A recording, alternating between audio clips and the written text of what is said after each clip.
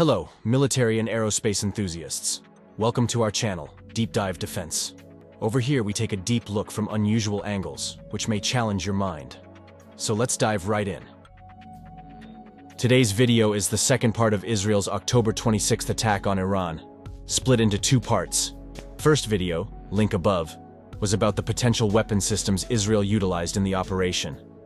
In the second video on the operation, we will look at how it was likely conducted, what was targeted, and what the implications are. The Israeli operation, named Days of Repentance, marks what is considered the first direct Israeli military strike on Iranian soil, launched from outside Iran. Unlike the previous April strike, the responsibility of this operation was officially acknowledged by Israel. The Gadir radar sites, operated by the IRGC Aerospace forces, function as Iran's primary standoff 24/7 early warning sensors, detecting conventional and low observable aircraft, as well as ballistic missile threats coming from Iraq, Jordan, and Syria. These stations remain constantly active during peacetime, providing critical early warning in the event of a conflict, and warning Iran's integrated air defenses against potential incursions. In peacetime, the Gadir radar network prevents high-altitude, low observable intelligence aircraft from breaching Iranian airspace. The strategic importance of such sensors was demonstrated in 2011, when Iran brought down a US RQ-170 drone at its remote eastern regions, a scenario the US didn't anticipate given the RQ-170's stealth technology.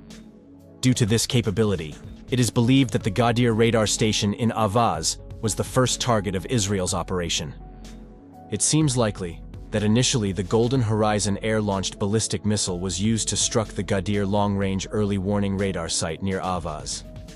The launches against that initial target may even have occurred from inside southern Israeli airspace or western Jordan, creating an element of surprise by blinding a key long-range sensor. The destruction of several of the Gadir's radar station's emitters rendered the system inoperational towards the western regions, enabling Israeli jets to approach Iran's border from southern Iraq and likely launch the Rock's air-launched missiles toward targets in the Mashhar area of Iran's Khuzestan province. This second wave of the strike reportedly resulted in hits on a Hawk surface-to-air missile site there, leading to the deaths of 3 members of Iran's air defense force. In addition to the Gadir radar station near Avaz, a second Gadir site in Elam province, still under construction and non-operational, was also reportedly struck. This suggests that the disabling of the Gadir radar in Avaz reduced the operational risks involved in hitting this secondary site, with less sophisticated weapons like the Rocks. Once these parts of the operations had opened a space from which the main attack vector could be established, Israel's main strike package then appears to have flown over Jordan into southern Iraq, taking advantage of Iran's degraded early warning capabilities in that sector. This likely allowed high-altitude launches of Golden Horizon air-launched ballistic missiles targeting specific objectives in the Tehran region, and potentially beyond. The targets selected in Tehran province were of more strategic nature than the tactical value Gadir radar stations, particularly an Iranian company involved in producing equipment necessary for Iran's expanding solid propellant missile production infrastructure situated in southern Tehran. As Iran is actively growing its infrastructure for solid fuel missile production, this company apparently plays an important role in supplying propellant mixers to Iran's military industries. Iran's primary missile arsenal consists of liquid fuel missiles, with solid fuel missiles comprising a smaller component.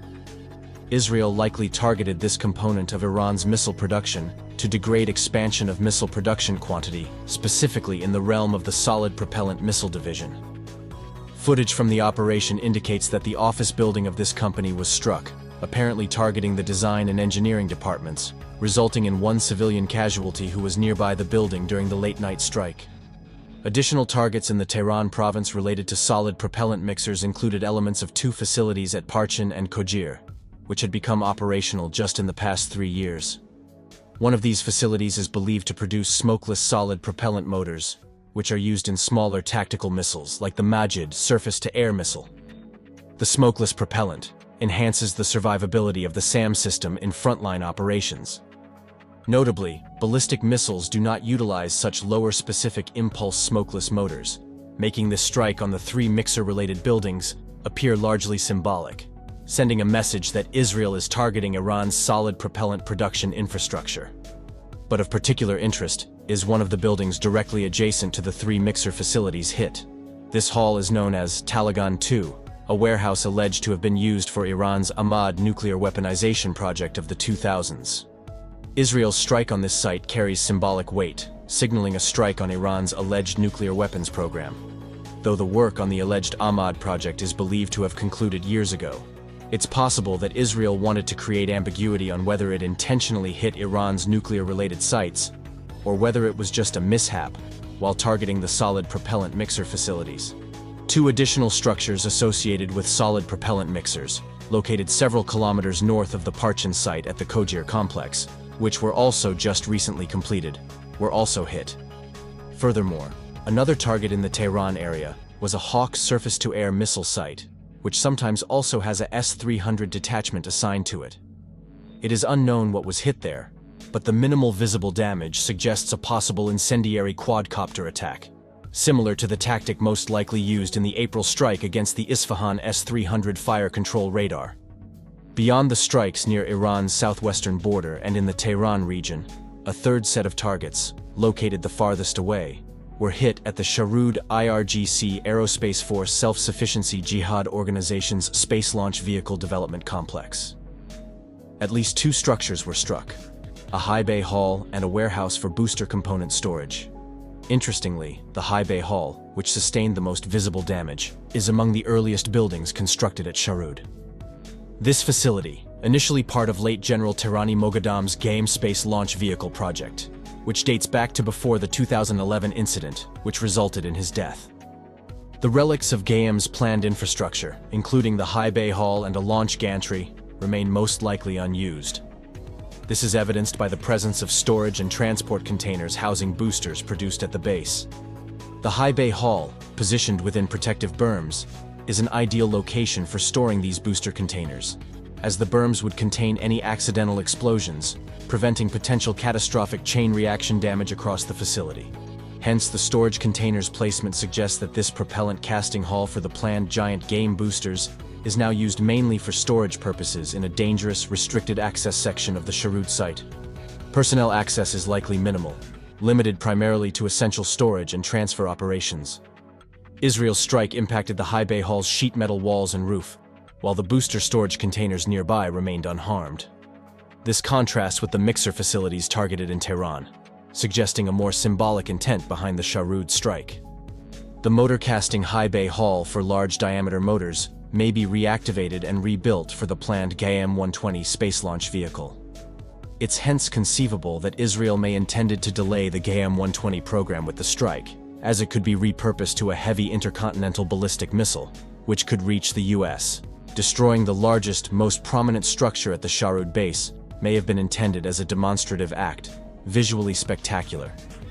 The choice to strike the high bay hall and warehouse, perhaps due to using miniature low-power cruise missiles, emphasizes the likely symbolic nature of this aspect of the operation.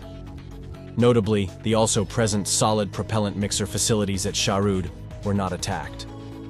In essence, Israel's strikes showcased its capability to penetrate deep within Iran's most protected areas, mirroring the message Iran sent to Israel with its own April and October strikes.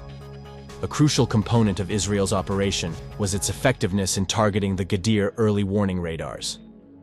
This degradation of Iran's sensor coverage may have allowed Israel to close in on launch locations near Iran's border, a sequenced operation, demonstrating its tactical flexibility and potential. Additionally, Israel's focus on Iran's solid propellant missile production facilities highlighted both Israel's intelligence capabilities and its willingness to target key aspects of Iran's military-industrial complex. The strike at Sharud underscored that while Iran's size and distance from Israel might seem protective, its remote and lesser-guarded areas potentially remain vulnerable to Israel's long-endurance drones, capable of operating for over 24 hours. Despite these actions, the actual damage to Iran's capabilities and infrastructure appears minimal, positioning the strike as a demonstration similar to Iran's own prior displays. The limited published damage from Iran's October 1st strike on Israel leaves uncertainty as to whether Israel's response was proportional or escalatory, especially given Israel's focus on hitting military production sites. Notably, Iran had already proven its ability to breach Israeli missile defenses with its April strike, and showcase the brute firepower it can unleash in its October 1st operation. Should Iran perceive Israel's response as disproportionate, further retaliatory strikes may target Israel's soft defense production assets. However, claims that Israel's strikes left Iran's high-value targets completely exposed due to weakened air defenses are inaccurate. Iran never possessed a comprehensive ballistic missile defense network. Even many times smaller Israel, with its dense missile defense system network, failed to prevent Iran's systematic penetration and successful missile impacts. Equally, in the realm of disinformation, is the claim of any meaningful degradation of Iran's capability to produce ballistic missiles. This claim is not even credible for the solid propellant component of Iran's overall missile force structure. Nonetheless, with Israel's capability to deploy nuclear-capable air-launched ballistic missiles, it also sent a secondary strategic message. Any existence-threatening escalation from Iran could invite precision nuclear strikes on any target within Iran. So that's all for today. If you enjoyed this video and like our work, please consider liking, commenting, and subscribing.